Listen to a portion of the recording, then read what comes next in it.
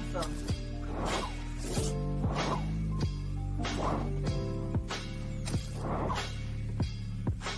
Thank you for tuning in.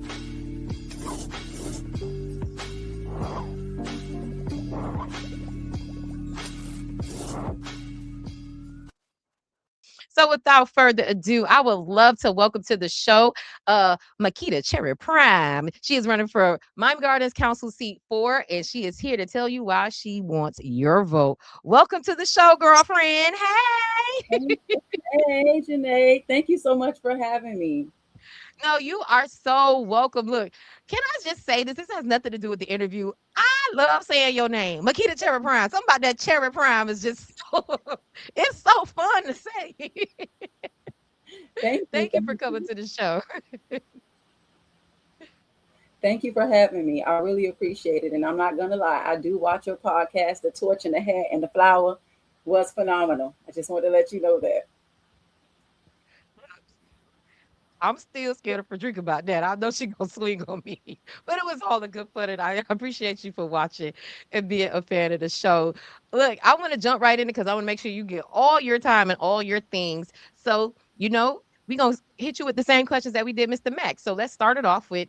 Let's introduce yourself to our audience. Tell us about yourself, your background, and what inspired you to run for Miami Gardens City Council. Okay. Well, yes. Again, my name is Mykita Cherry-Prime. Cherry like the fruit, prime like Amazon Prime. I grew up in the city that's now called Miami Gardens.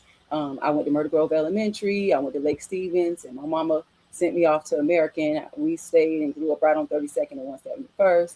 Two of my sons, by the way, attended Myrtle Grove Elementary as well. So I am very, very excited to say that my children also attend schools in this district in Miami Gardens. I'm a teacher by trade, so I've been teaching for a little bit under 2 decades, as well as now I teach in Miami Gardens at Miami Norland. I've been a teacher there for about 6 years, but as well as my teaching by trade, I'm also a community advocate. So I used to be the co-chair of Live Healthy Miami Gardens, the governing body, where we did That's where I met you. yeah, that's how we met each other years ago. Yeah.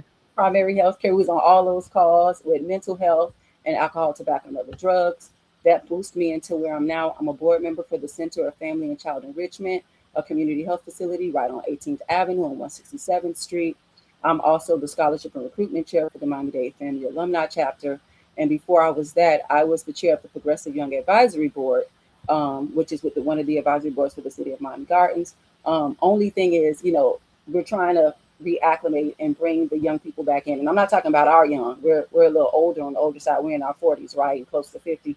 I'm talking about the college kids because of their disenfranchisement. Thank you for sharing all of But your I think I've accolades. seen in this political Oh, I'm climate, they're very sorry. interested. I was at Miami Dade. Now, oh no, I could go on. You can No, no, stop no. me, but I'll It answer some paused more a little questions. bit, so I thought you had stopped speaking. I'm sorry if you were talking about your connection to Miami-Dade. I want you to finish your thought. Okay, yeah. So I've also I attended we honored Papa Keith, the Caribbean Affairs Committee at Miami Dade, and I got introduced by one of the residents and the students in the community, and he told me he was interested in running for office. He was interested in getting involved, and he was going to hold everybody to the fire. Oh, thank you, babe. I needed some light in here. That was my husband. He's always working, and I appreciate that. That's a You know, good man, Savannah. man, so that is something as well. And I'm also a member of Top Teens of America. I've been a mentor there for about 4 years, but before I became a mentor, I was always a mentor in high school. As a teacher, if you're an educator, you become auntie, cousin, TT, Tay Tay. You become everything to everybody. So my work is just what it is. I love community. What can I say? Thank you for sharing all of that, your resume. And also, too, I forgot to say this when Mac was on and you mentioned Murder Grove. Uh, I went to Murder Grove, and I got a few Murder Grove Eagles in the chat too. So put some Eagles in the chat if you went to Murder Grove. But I love the connections in Murder Grove, and I Yes. love that Maya brought up like reopening it over there. I think she's at Murder Grove Park. So definitely love the connection there to Murder Grove. I wanted to call that out because Murder Grove has a special place in my heart. So I want to get into my next question.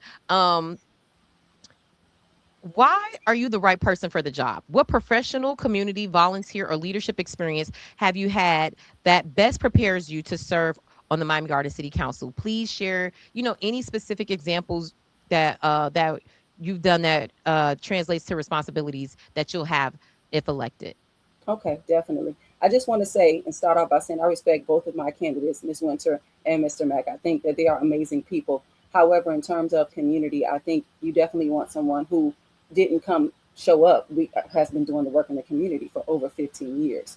And I have been in the community. I've ran previously before, and I have never stopped and given up. I have continued to show up for the community, and I will continue to show up for the community, whether it be with health, with Live Healthy Miami Gardens, whether it be providing scholarship and college and career readiness acquisition for free, which I do with multiple Divine Nine organizations in the community for free out of my time. And I've done them in the city of Miami Gardens mainly, and a few in Miramar surrounding areas.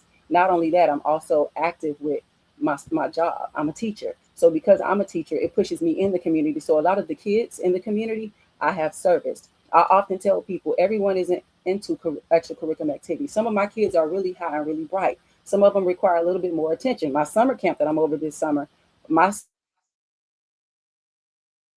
students, they require a lot more interaction, a lot more exposure. And I think it's important that whoever you select or earns your vote is very consistent and has been consistent. So I think that's what separates me from my opponents, even though I think they're great people. Thank you for sharing that. You better talk your talk.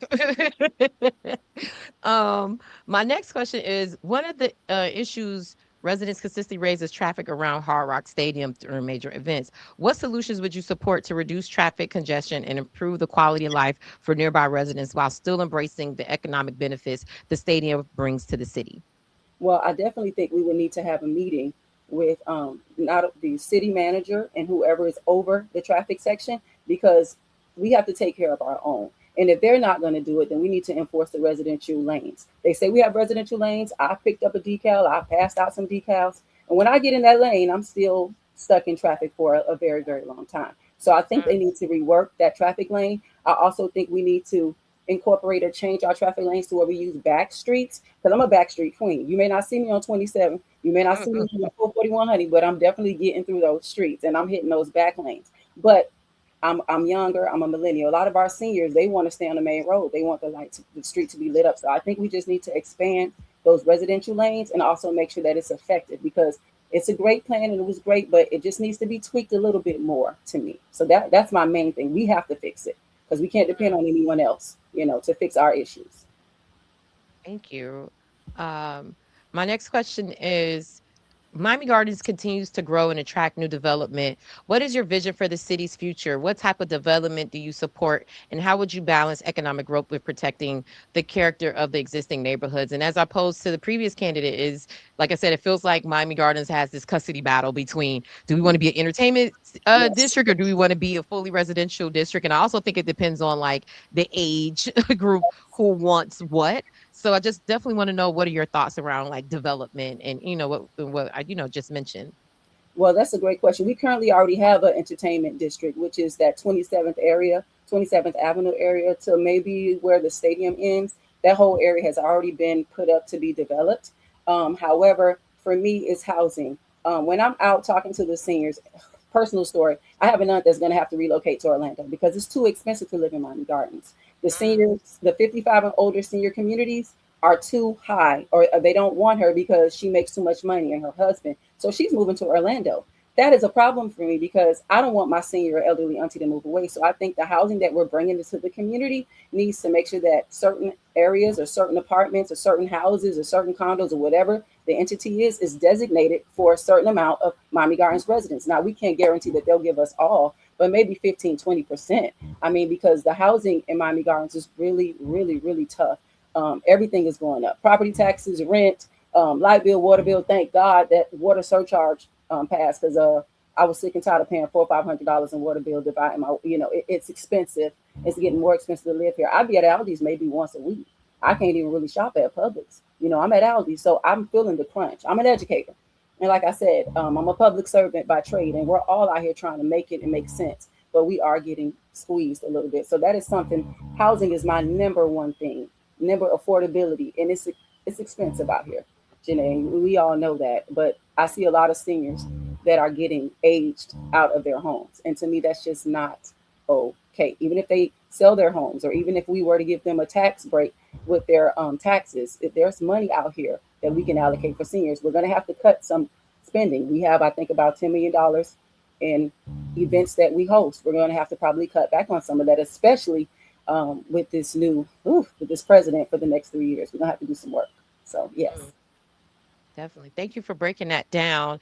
And as we're talking about like development and the stadium and all of that, I want to give you the same question. What is your wish list? Because you know one of the biggest things that comes to the stadium in the city is jazz in the gardens. So Uh, just a fun question, just throwing it in there. Came in the chat earlier. What is your wish list for the lineup at uh, Jazz in the Gardens? I think jazz should be split into 2 days.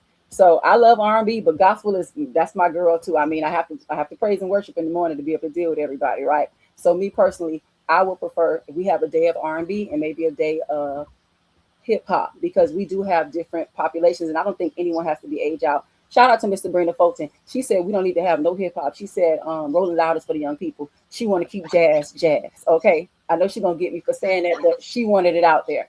But I think You we should know, we if I agree with it, we should cause divide. Cause I've seen some good hip hop acts at Jeezy was a great time, but I'm also too a millennial. So Yeah, yeah, yeah. I think so. Jeezy is definitely somebody you want to see, and I like when Rick Ross went. It was really really good. yes, it was a great show. So you're saying split it. So It ideal lineup would be you're not like thinking more artists. You're like what the music style is is. like R and Yeah, B, and let's do hip hop and separate it. yes, and keep the jazz early in the day when the sun out, because when not that many people coming out then, but for the crowd, just make it a day, where because you know where you're coming, and sell those tickets separately as well, you know. So That part. Thank you that, for taking that. That was one of the spitfire questions in the comments. So definitely want to give you a chance to answer that. Getting back to the residents. Residents often tell us they're concerned about public safety, property taxes, illegal dumping, and unpermitted campers or RVs being parked in residential yards. Of these issues, or of others that you heard from residents in the district, which would be your highest priorities, and what actions would you take to address them? ooh, kind of all of them. So the RV, I can start first. There was a resident that told me that the RV was dumping their fecal matter on the side of the house and it was dripping in Hmm. the yard. Yes, but that ain't how she said it. You know that ain't how she said it. I She know she said probably said it was some so ish. but you can't legally go in anybody's yard. The only way to see the RV would be to go into that person's yard and then look over, and then you can have code enforcement. So it's a lot of little red tape. I would want to remove the red tape. It would have to be within the scope of legal. I would have to probably talk to the city attorneys and make sure we can do it. But some anonymous tips to see if we can remove some of that red tape to where I know it's your private property. We can't come on your private property. But to have to spy into your yard from your neighbor's yard, I still feel like that's violating. Maybe we could do something like house calls where you can call in and say, hey, I have a tip, knock on the door. Hey, hi, is there an RV in your yard? Whatever, whatever. And not any drones. That's one thing that I want to do because it's illegal to have the RVs in your yard, in the Mm, back and the side and the front, everywhere. And I'm not against to the additional dwelling because I feel like, or two or three, I do feel like it is your right and your property. If you want to make sure that it's tough in this economy. I would love to put something to say with 2 or 3 people on the compound as well to mitigate all of these high costs. However, there is a way to do it. Now you said two more things. I think you said illegal dumping. yeah, Illegal dumping. I said I said it was public safety, property taxes, illegal dumping, and the RV campers. So talking about public safety, my father is actually a retired police officer for the city of Miami, and then an he became a assistant city manager, no, assistant chief for the city of Miramar.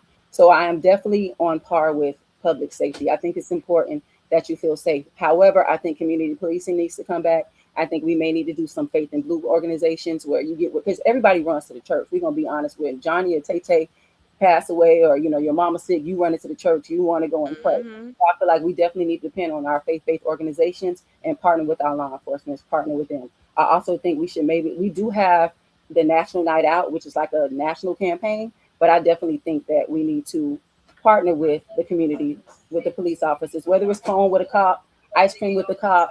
We have the explorers for the youth police program. There are programs that we have. We just probably need to make sure that we bring more awareness to them because a lot of people don't know of some of the programs that are going to Miami Gardens. It don't mean we don't have them. It's just not accessible and easy information. Thank you for breaking that down. Um, my next question is serving on the city council can be challenging, especially when residents are frustrated or emotional.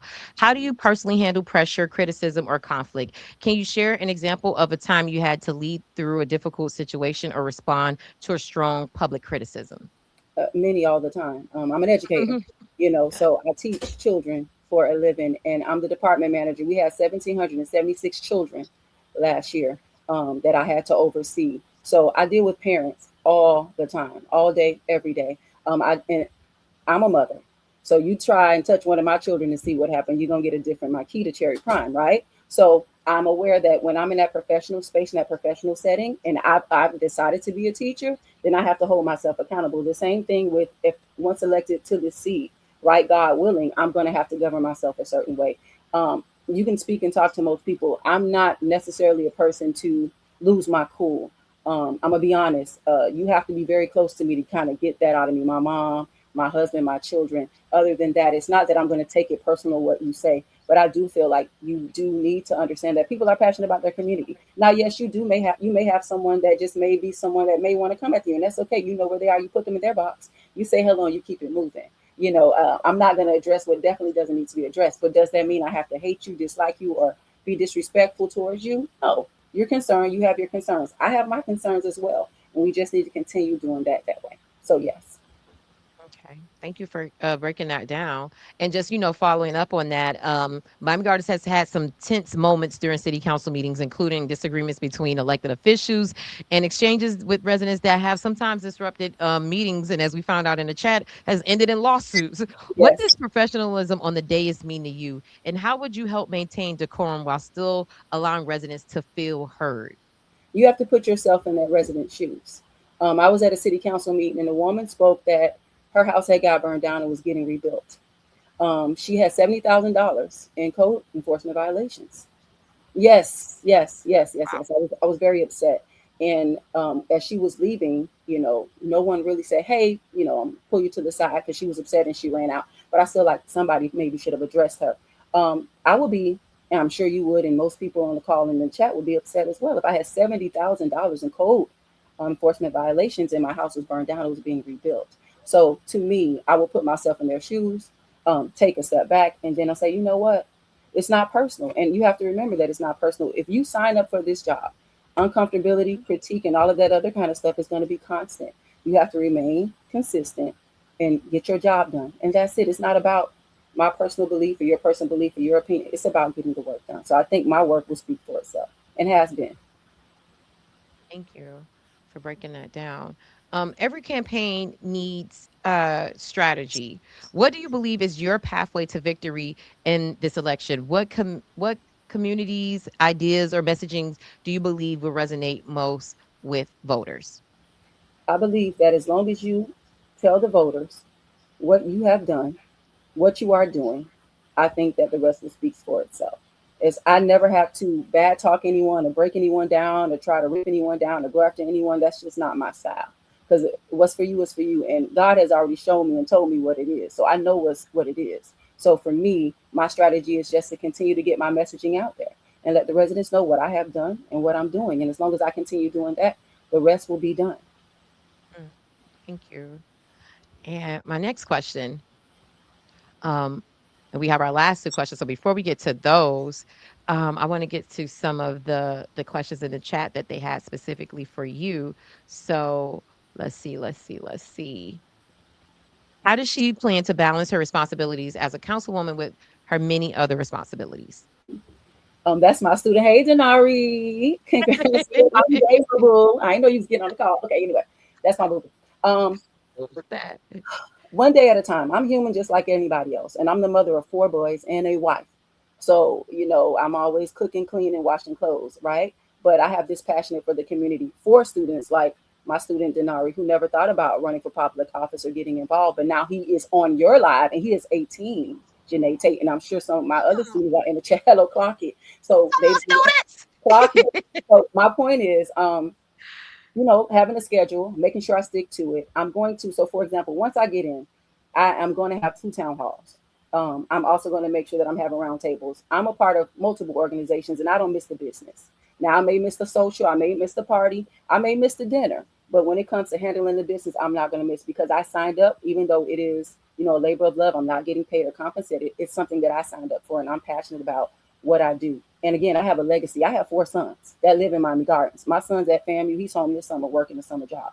My other son will be at Norland Senior High School. One's at Norland Elementary in Norwood. They got to be close to where I can get to them because I work at Norland Senior High. So it's important for me, for my sons to want to go away and come back home. I want them to come back to this community. We're raising 4 generations of Miami Gardens. They're the 4th generation. My mom was the first, and my grandmother came here when my mom was 10. Then my mom was here. Then it's me, and now it's my children. I think it's important for that. So I'm definitely going to make sure that I have a calendar and I'm committed to what I'm doing, as I have been. So yes. Thank you for breaking that down. Next question from the chat earlier that we got, and I would love to know your thoughts on this. What is your plan to get Myrtle Grove to the finish line? We are 10 plus years behind on the GOB bond. Tell me about it. I'm about to take my jacket. I was going to get spicy in here. Okay. So, as I stated before, I have swam at Myrtle Grove pool, park, and played there, as well as my sons have attended Myrtle Grove Elementary. I just saw at one of the churches that I spoke at, the old secretary. So, Myrtle Grove is passionate to me. I'm going to be hitting the ground hard on Myrtle Grove. Why? Because our part should have been done. But of course, you all know it's phase 1 and phase 2. So of course, when the survey went out, it was for the pool or for the community center. I voted for the pool. But when I saw the vote, we lost. I was mad. I'm not going to lie. I felt some kind of way. I wanted to go knock on doors and say, y'all was wrong for that because y'all know we need a pool. We don't have a pool. The only pool we have really working is Bunch Park, and it's 4 feet. And then we got Betty Ferguson. And then there's another one in Brentwood that is 6 feet, 7 feet, but it's not working. So I was upset. However, the voters won. Their vote mattered. Their voice counted. So I feel like they've been trying to play and say, okay, well, if we remove this part of the gymnasium or the community center, we can still keep the pool. But the pool needs to go because that was the vote. So I think it was a lot of red tape that was causing it up. Okay, I'm not going to say what names, but it was a lot of red tape that was holding up our pool. Our part should have been done.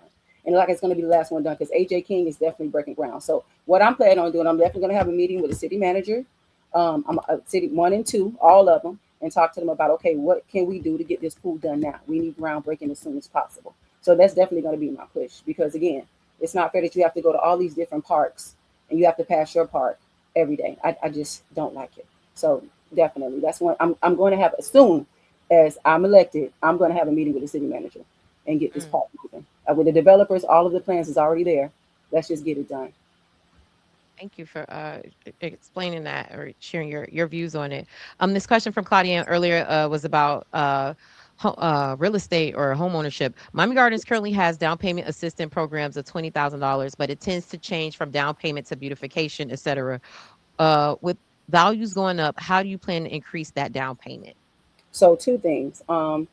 There's definitely money already allocated for that. So we would just need to move and change it around. However, another thing with that 20% or that purchase assistance program, there's also a ceiling of $382,000 to purchase a house. Y'all know houses in Miami Gardens are not no $382,000 for no nice house. It's probably just a shack and it's missing a roof. So who's going to buy that? You need something for $465,000 or more. So I would definitely want to increase that ceiling. That's one thing that I want to do. And then we have realtors. Again, I'm a teacher. I try not to step on anybody's foot. So I would definitely want to work with the board of realtors to see if there's a way that we can move the legislation that would impact Miami Gardens so that we can see, okay, if the house needs beautification or if it needs down payment assistance. But I would want to first move that ceiling because $382,000, you're not buying a house in Miami Gardens for that price. It's not happening. Thank you for breaking that down. Do you plan to continue any initiatives? Councilwoman Wilson, who currently hosts C4? So the one initiative that I plan on doing is we educate my students and we volunteered for the prosperity baskets and the seniors loved it. And I was asked that question. A senior said, well, if we elect you, baby, are you going to keep this up? And I said, ma'am, do you really feel like it's a need? She said, yes, I do, because it brings us together and we're able to work. The seniors come together the night before and my students we bag the bags. Once we bag the bags, we sort the bags. And then once we sort the bags, we distribute the bags the next day in the hot sun. So my students really enjoyed it, but they said the seniors were spicy on there. They were like, oh, I said, yeah, when you get a certain age, you can say what you want to say. I know I'm going to say it. So I'm definitely going to say it. So that's one thing that she has done that I would definitely want to keep up, as well as she's done the work with Leslie Estates, even though that's in seat 1 now. but we do have Lejeune Gardens. And I rode through Lejeune Gardens, and I was out in the community, and a lot of the residents were asking, hey, what was done for Leslie Estates? If we vote for you, would you be willing to do our roads and our infrastructure? And I was like, oh, yeah, that's an undertaking. According to what she did, I would have to work with some other council members. But those are the two things that I am looking to keep up. That's about it. Thank you. What can you do to get more trees planted in green spaces in District 4? It's hot and getting hotter. And this is actually coming from a resident of District 4. I love that area. I love that question because with Live Healthy Miami Gardens, we partner with Urban Health Partnerships. I actually had a meeting with her today at 11, but I had another meeting, so I had to reschedule it. But Urban Health Partnerships, we planted trees. Okay, let me say this. I'm like, no, that's not true. We did not plant the trees on 175th that's blocking y'all from backing out your driveway. We did not do that. That was the county. Okay, that was the county. But we did give out trees because the data shows that the more green space you have, less crime. Not just for the heat, but just the more if a criminal sees green trees or a manicure lawn, they're not going to come up in your yard because no, they watching you out a camera, right? So we do know that base, and that's data. You can look it up and Google it. So we would definitely be making sure my partnership. I've already been partnering with them for about 10 years with Live Healthy Miami Gardens Urban Health Partnership. You can look them up and see them. And we will be doing tree giveaways. They actually want to do it now, so we're going to be working on that. It may be before the election is over with because I'm supposed to meet with Karen. I had to schedule it, so she's probably going to get me. But that's what we'll do. We'll work with partners and we'll give away free trees. Nobody should have, because those trees are expensive, $300-$400. We don't have that. So no, Urban Health Partnerships is who we want to work with, or who we've worked with in the past. But there are other Big Green. I know when I was over Live Healthy Miami Gardens, those white big old tubs, planting beds that you have in your backyard, we passed those out. We delivered those. So that's something that I will want to do as well. So yes. Thank you. And this is a new question that came in from Miami Gardens Now. During your previous campaign, you stated that you wanted to start a neighborhood crime watch in Myrtle Grove. That initiative was never implemented. What happened? There's one now started by another. So I don't think you probably was around then. When I was working with Ms. Rhea Hughes with the Myrtle Grove Neighborhood Crime Watch. I was working with Ms. Hughes to start the Neighborhood Crime Watch. We was having multiple meetings and meeting and meeting and meeting. And then eventually, I don't know what happened. I was calling and contacting, I couldn't really reach. And then come to find out later on that the Neighborhood Crime Watch had already been reacclimated, because remember, there was a Neighborhood Crime Watch and then it was disbanded, or it didn't disband, it kind of dissolved, and then it was brought back up. But I definitely was in those talks and in those meetings with that Neighborhood Crime Watch before it got rejumped and started. I don't know what happened. I think we lost contact, but I was definitely around during the planning sessions for that Neighborhood Crime Watch with Ms. Rhea Hughes. And it was a few other people. I think it was Miss Deborah. She lives across the street from Myrtle Grove Elementary, as well as Miss Leslie Roberts. And you can ask them. Okay. And we'll take this last question from the comments before we get back to letting you do your final questions. If elected, would you support establishing a sustainable city grant program that supports proven nonprofits working to improve outcomes for Miami Gardens youth? Well, of course, we currently I know we have a summer program initiative where the city of, neighborhood crime watches and organizations like shout out to Commissioner Betty T. Ferguson gives away $40,000 a year for youth programs. But I'm a teacher, so I support everything youth. I'm actually going to be seeing if we can get the educational compact back because they were providing programs as well. But the city of Miami Gardens already has a internship program. Some of my students, not a lot, maybe about 10, but there's about 100 students in that, maybe as much as the auditorium as a whole. Like, don't quote me on the numbers, but it's full every day of students that receive internships as well as mentorship programs. And there are some that are already in the city. So to be honest with you, if something isn't broken, I don't feel we need to fix it, but I would want to support those organizations as well as those programs. Not one thing I do want to, there's two things I want to do as a mom that I'm upset about. Those swimming lessons, I get up at 6 o'clock in the morning to sign my sons up for those swimming lessons. And before I'm the third, fourth person, when I get up to the front of the line, they're already gone. That is a problem for me. And we're not really able to pay for it because the city receives funds to pay for it. And I'm like, open it up for us to pay for it if we want to. So that is something that I'm looking to, as well as increasing the summer programs. So, we have summer programs every year in the city of Miami Gardens. I'm over one not for the city through Empowering Youth, which is a nonprofit organization that provides youth. And we take our kids on field trips every Thursday. And they are one of the partners for the city of Miami Gardens. However, I do want to make sure that we can increase those numbers and allocate more funding for that, because again, I'm a resident like everybody else. And if I don't sign up by a certain time, my sons are on the outside watching TV and on the phone. Awesome. Well, let's get to my last question. Why should the people of Miami Gardens trust you with their vote? And 1 or 2 minutes, make your case directly to the voters watching tonight. Okay. Well, residents of Miami Gardens, this is your friend, your neighbor, your daughter, your cousin, your child's teacher, and your church member. I want to let you know that I'm here running for Miami Gardens City Council, not just for a position or for a role, because again, I've been in leadership for quite some time in terms of community advocacy, but I want to make sure that I can expand the things that I'm already doing. I am also here to work for the community. My mom lives in Miami Gardens. My coworkers, my sons, my aunties, and some of my cousins, we still live in the city of Miami Gardens. We've been here for quite some time and will continue to be here no matter what the outcome of this race is. And I know you want to make sure that you have someone that you can reach out and touch that is not only accessible, but somebody that you can call. My phone number is on all of my literature. My email is on all my literature. You see me in the grocery stores. You see me at the corner stores. You see me at the library because I live in the city. So I'm humbly asking for your vote to vote for someone that you can trust in, someone that you see, and someone that you know is going to get the job done. Thank you. And before we let you go and let you plug, like, how to follow you and donate, volunteer, is there anything that you want to say before we let you go that we, didn't touch on? Um, Not really, but the boundaries. So the boundaries. As you all know, the area was redistricted 2 years ago. So the boundary is different. So if you live on the west side of 27th Avenue, and if you live on the east side of 47th Avenue, the south side of 191st to 34th Court, and the north side of 151st Street, that is the area. But it also extends from 151st Street to 155th Street, as east is 19th Avenue and as west is 57th Avenue. I am your candidate. So please know your boundaries. Please make sure that if you are voting in this election, that your signature match. You may have to do a signature change on the on the registration form. Change your signature and make sure that your registration is updated. A lot of people have gotten pushed out. They've purged like 100 and some thousand uh, absentee ballots. And when I'm out talking to people, a lot of them aren't aware, privy to it. Also, if you live, and this is a freebie, if your voting precinct is AJ King, AJ King is under construction.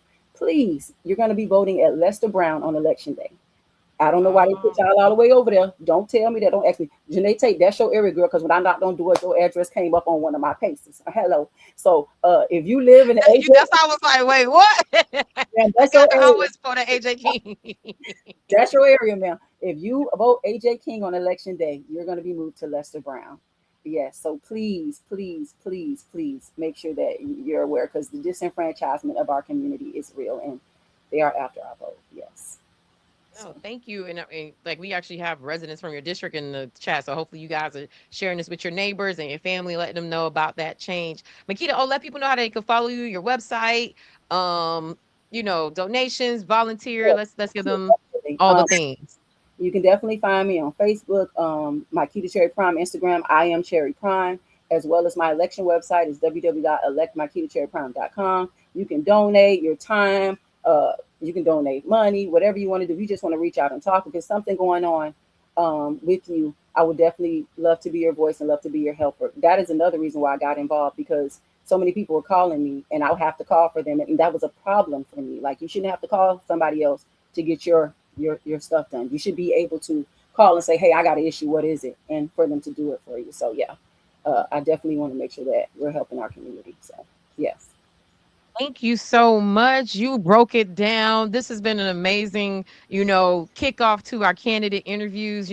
Kudos to you and Mr. Mack for jumping in the hot seat, for taking the rapid fire questions, live questions from the audience, the keepers, the Hollow News audience. They be a little spicy sometimes, but they play nice today. But I actually appreciate, being candid and honest and just shooting straight from the hip and just saying what was on your heart. So thank you for coming on the show and telling your story. And you guys have the information. We actually have, if there's a third person in this race, Angela Winter. yes, I just can't do 3 interviews on this show, so I have her coming on Tuesday. So she'll be the next interview. But you guys, you got the information. You make the best decision that's best for you and your family. And, look at the candidates that have come on to independent Black-owned media that means something. They value it. So that shows you a lot about what they think about, our community and even entrepreneurship to a certain extent. So I appreciate you guys for coming on. And thank you, Mykita, for breaking it down and being such a gracious guest today. I thank you so much. All right. Well, thank you so much again for the interview.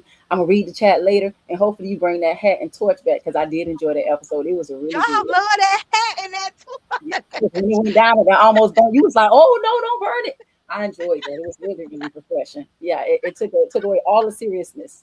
Yes. So definitely love you. Thank you so much for Thank all. you so much, Mykita. You have a good night. You too. Good Bye. night, everyone. Thank you.